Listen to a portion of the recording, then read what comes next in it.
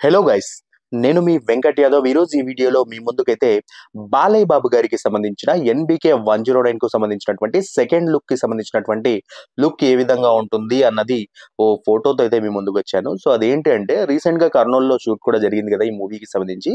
So అక్కడ ఓ అభిమాని కుటుంబంతో బాలయ్య బాబు గారు కలిసి కాసేపు టైం స్పెండ్ చేసి వాళ్ళతో భోజనం చేసినటువంటి న్యూస్ కూడా మనందరికి తెలిసిందే. సో అదే సమయంలో బాలయ్య బాబు గారు అక్కడ ఏ లుక్ లో అయితే కనిపించారో అదే లుక్కే బాలయ్య బాబు గారికి సంబంధించినటువంటి ఎన్బికే 109 కు సంబంధించినటువంటి సెకండ్ లుక్ అన్నమాట.